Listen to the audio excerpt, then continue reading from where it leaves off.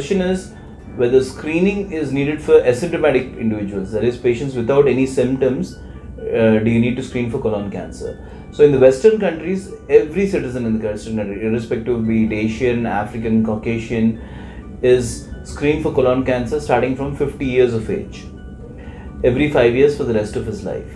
Why? Because for two reasons. One, the incidence of colon cancer is very high in the West, and the other reason is that these colon cancer forms from colonic polyps. So you have polyps which are small outgrowths which form in your large intestine because of some mutations in the intestinal cells. Once these mutations occur, by a series of subsequent mutations, a polyp will develop into a colon cancer.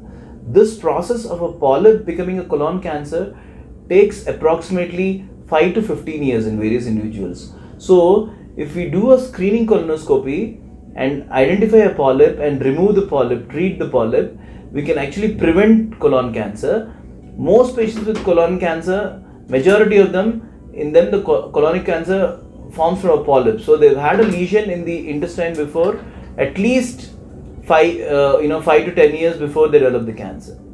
So in a person who has a colon cancer, he has had a lesion around 5 to 10 years before itself, a polyp which has slowly over these 5 to 10 years progressed into a colon cancer. So if we do a screening and identify the polyp at the right time, removing it can prevent colon cancer.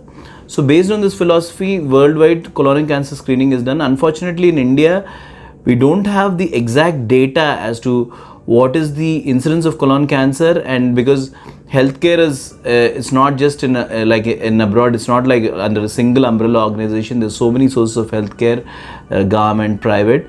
Clear-cut recommendations are missing regarding the need for screening for colon cancer. But I would recommend that everyone over 50 should have a colonoscopy once in 5 years.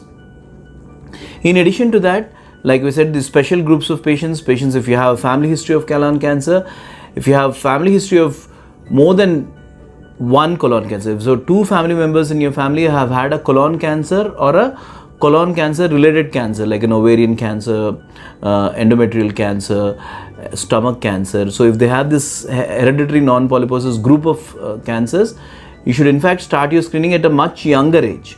So if a patient has family history of colon cancer, if your father or uncle, paternal side uncle has had a colon cancer at 40 years of age, it is better to start the screening at the age at which they develop the cancer. If it's in a younger patients who develop cancer at a younger stage are more likely to have hereditary colon cancer. So if your family member has had at 40 itself, don't wait till 50. You start the screening a bit earlier when your other family member had colon cancer.